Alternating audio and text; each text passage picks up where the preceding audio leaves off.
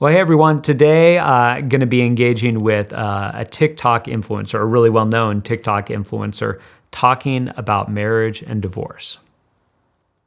Oh, we're comparing stats. Baby girl doesn't know that I am Tom Brady at this game. Married at 18, divorced at 21. Second marriage, married at 25, divorced at 28.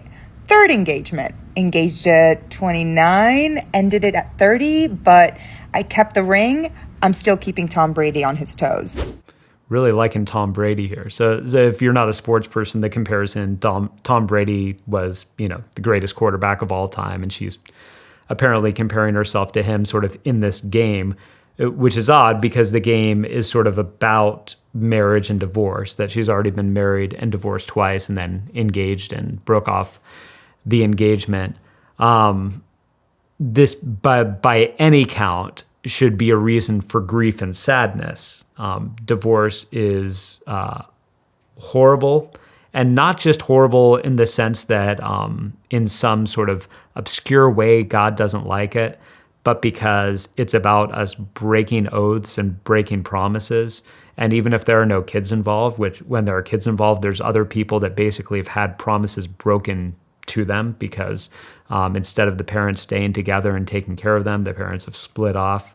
No mention of like, hey, the guy was messing around on me or the guy was abusive. Just sort of, hey, I'm going through life making sure I'm getting ahead. That marriage and divorce is treated like a game, and she's the Tom Brady of this game.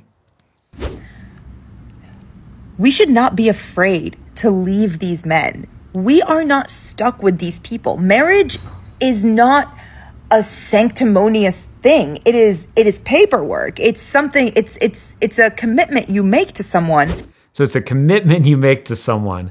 I don't know if she's glad that she said that. So marriage is a sanctimonious thing. Marriage is something given by God. God is the one who ultimately, whether we're consciously doing it or not, when we get married, and I say this whenever I have the privilege of doing a wedding, ultimately the vows are not just to each other. The vows are to God, that I am saying to God, I will love, cherish, treasure, stay committed to this woman in sickness and in health, for richer, for poorer, till death do us part. So there is, she can decide that doesn't matter to her, but that is the reality. God is there, and God is the greatest reality in the universe, whether we acknowledge him or not. Now, it is paperwork, and some people are sort of treating marriage, and even some Christians talk about it as if, well, the paperwork doesn't really matter. In a different context, maybe that would be true, but as Christians, what matters is that the community is in on the marriage. Marriage is not just something private, which is why I think even at weddings, there's a value of personalizing our weddings, but not so much that we're acting like it's just about us. It's not just about us. The community is all in on this. And so the way that we get the community sort of recognition of what we're doing is that we go through the proper channels and the proper paperwork. There could be a time in the future where that's no longer needed, or there's an alternative way of doing it. I'm open to that idea. It's not just paperwork. To her, it is just paperwork. But she almost slipped. I don't know if she regretted saying it's a commitment. It is a commitment. That's what it is at its base. And so she's saying we shouldn't be afraid to leave these guys. We shouldn't be afraid to end this. After all, it's just a commitment. Well, it's a commitment that you're clearly breaking. But if you feel like you're not getting anything from that commitment and you're trying, you gotta go. You gotta go. You have to go. I know it's difficult to fill out paperwork and to make appointments and to do all of these things, but this is your life. Do you want to be stuck with someone? Period. Do you want to be stuck with someone?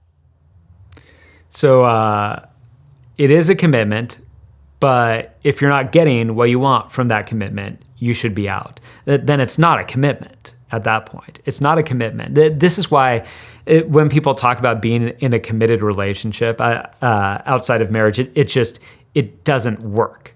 I remember a pastor that I worked with, he used to joke that when people would say, we're in a committed dating relationship, that it was basically them saying we're committed to dating each other until we don't want to anymore. that's what those relationships are. Now, unfortunately, a lot of people in our culture tend to treat marriage like this, sort of like, I'm committed to you until I decide to divorce you. But at the very least, even in our very divorce-happy culture, there still sort of is this ember. There still is this little bit of recognizing in marriage the things that we're saying are not, I'm committed to you until I stop being committed to you. It is, I will be with you in all circumstances. I will be with you even though you lose your job. I will be with you even though you become paralyzed. I will be with you even through the dementia. I will be with you when your body changes. All these different things that we're saying that. So it's not really a commitment if you're saying, yeah, it's a commitment, but if you're not getting what you want out of that commitment. And once again, the odd thing about this is that if she was in here making the case like, hey, but if he's a serial cheater or if he's physically abusing you, then I think a lot of people are like, all right, well yeah, then in those circumstances, we're more open to the idea of divorce. But she's talking about it just in terms of if you're not getting yours. She also talked about the whole idea of, do you want to be stuck? I think this is actually an important point because I think within marriage, there is an appropriate sense in which we should embrace that idea of being stuck with each other. And to some people that sounds bad, but here's what I mean. I think in many ways, necessity is the mother of invention. And if you're really looking at each other in a marriage, if you're a man and a woman and you're looking at each other in the marriage and you're saying, okay, unless we figure this out, the next 50 years of our life is going to be miserable, then you tend to figure it out. You tend to persevere. You're going to go get that counseling. You're going to keep talking until you come up with a solution. You're going to learn how to live with something. You're going to learn how to persevere. You're going to figure things out. If you're looking at it and you're just saying, I'm not sure I want to put up with this, you're not likely to put in the work that would get you to the other side of it. Sometimes when we divorce, we end up getting out before we get to the best part of what marriage is going to be. And if you talk to people who've been married a long time, and this is already true for, I know, me and Karina, the hard parts that we've got through so far allowed us to get to better parts than we ever had before we faced the hard parts. And if you talk to people who've been married 50 years, they will say that. They'll say, man, we had some hard times, but the other side of those hard times was the best years of our marriage. Being stuck with each other is actually a helpful framework for figuring out and motivating yourself to say, we got to figure this out. We've got to do this because we're stuck with each other. Also, as a quick by the way, if you're married and you have kids and then you get divorced, you are still stuck with that person. You're stuck with them. In some ways, you get all the unpleasant parts of marriage with none of the good parts of marriage because you've still got to coordinate everything. Almost every interaction is going to be antagonistic. You still are largely stuck with that person. And not only until your kids turn 18, but frequently afterwards because you've got weddings and you've got graduations and family events.